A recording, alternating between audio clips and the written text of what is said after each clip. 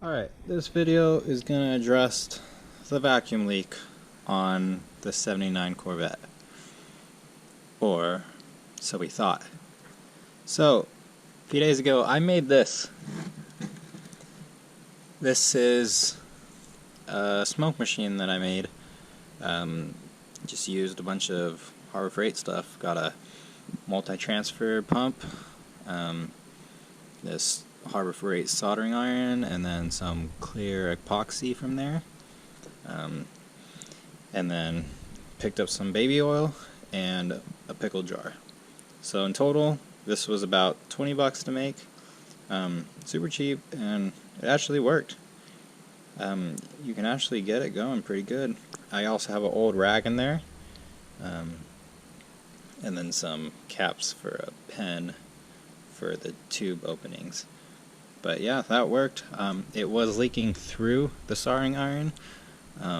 That is at fault of Harbor Freight. Apparently they have a soldering iron that leaks through the middle, so I guess you could epoxy that or do something to fix that. But alright, got the engine bay popped up.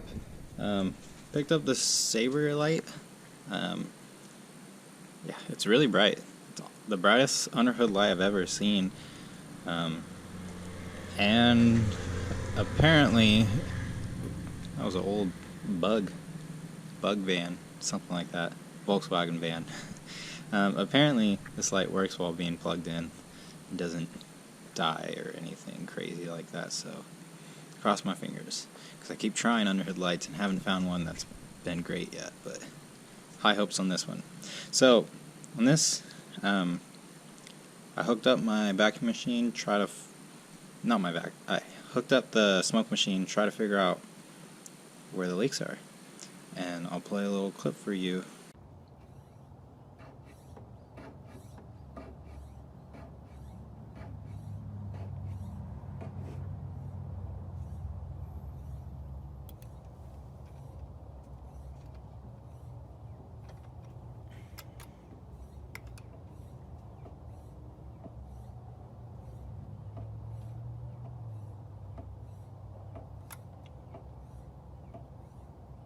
Smoke's really hard to see on camera, but in that clip I had the smoke going through this tube directly into the carburetor.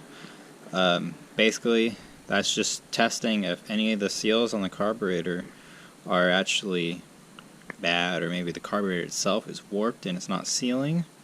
And that wasn't the case. The only place the smoke was coming out was the top, out of the air horn, where it's supposed to. Like you put your hand over there and then you can kind of see if it's coming out anywhere else, but it wasn't. So yeah, and then I tried taking off all the other hoses, putting smoke in it, trying to see if it comes out at another end. Nothing came out by the headlights, nothing came out in any of these tubes. I pretty much tested every single line on here, and no smoke came out anywhere. So that tells me there's no vacuum leak. Otherwise I would have seen it. Now, the suggestion that it was probably a vacuum leak because it's kind of surging a little makes sense. However, after thinking it over and kind of playing with it, I think I have a better idea, or I've reached sort of a conclusion to what the problem actually is. But I don't know. Still, I won't be able to address it now, so I'm just going to put out my thoughts, and then you guys let me know what you think about that. So while testing, it was yesterday, off camera, I ran out of gas mid-test, so this car drank 3 gallons of gas really quick, so it has 4 gallons in it, so now I'll get a little bit more. But I adjusted the fast idle when it's cold, that cam, basically the little screw there, adjusted that, and I think I got the cold start idle to a reasonable speed now. And the only real problem I'm having is the actual idle screw when it's warmed up and it's just running off the idle circuit. I have it turned up pretty high, that it's idling around 1200 RPM, something like that. That's when it's warm and the choke's fully open. And with these quadrajets, they have the idle circuit for where air and fuel follows, and then I think it's called the transfer circuit, and then it gets up into the bigger ones like the power circuit. And basically at 1200 RPMs, it's only getting a little percent out of that idle circuit, and then it's also reaching into that secondary, the transfer circuit or whatever it's called. So at that point, it's not running off of the idle circuit. Idle circuit, I believe, only happens when it's under 1000 RPMs at idle. And when you put it there, this car doesn't like it. It stalls out. It barely pulls any vacuum. It just stalls out.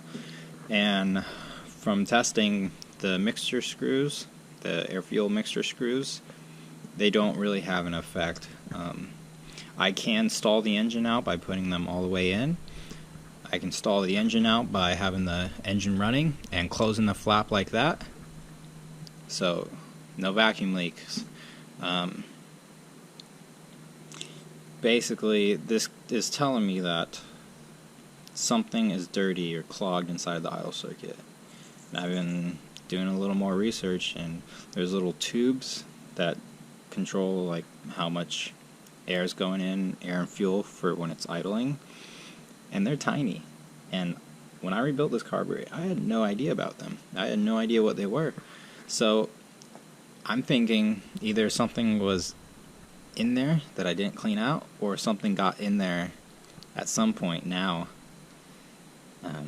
But basically, ever since I rebuilt this carb, it's never idled down. I've never heard this car idle at a normal speed. I've got it reasonable, but not where it should be. So that's what leads me to believe that it's something dirty inside the carburetor. Now, I won't be able to address that until a few months from now, maybe when summer comes, just because I'm going to be busy. I won't have the time. So for now, just let me know what you think, and then I'll figure something out. Alright, let's see how this goes. I'm in neutral. Couple pumps.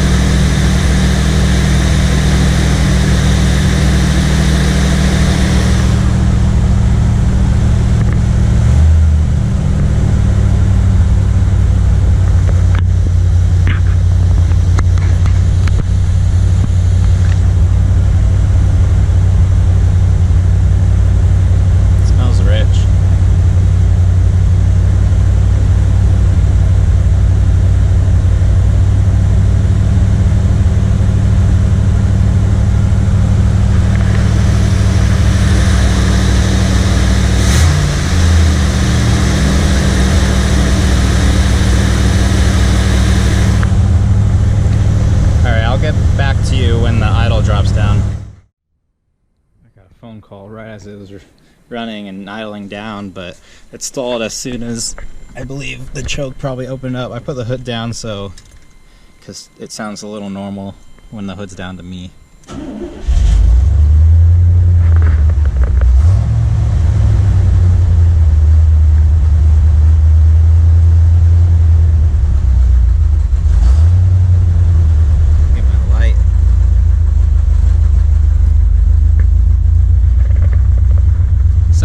RPM gauge is definitely wrong. This is the closest to an idle it's ever been, but it's still like stumbling.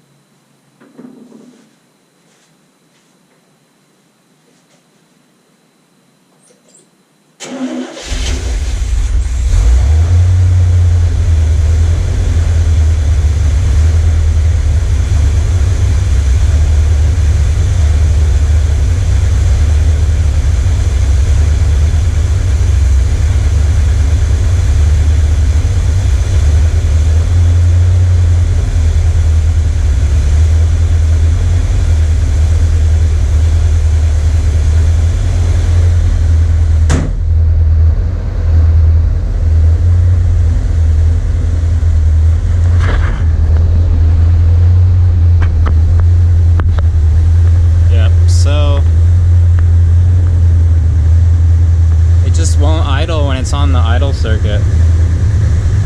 It's not like it's something with the engine, it's no vacuum leak.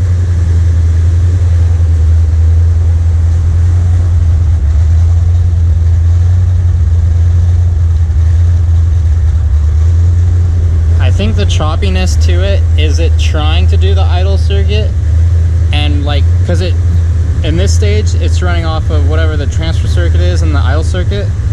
So I think since the idle circuit's not working, the transfer circuit's going whoosh, woo, woo.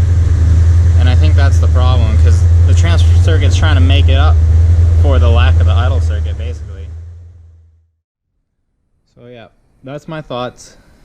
Something dirty inside the idle circuit, something probably clogging the little hole. So yeah, let me know what you think. Really, that's where I'm thinking. I won't get to that till I have time to take the distributor off to replace the seal, and then I'll be taking the intake manifold off also to paint it. That way the engine looks great. So yeah, thank you for watching, and I'll see you in the next one.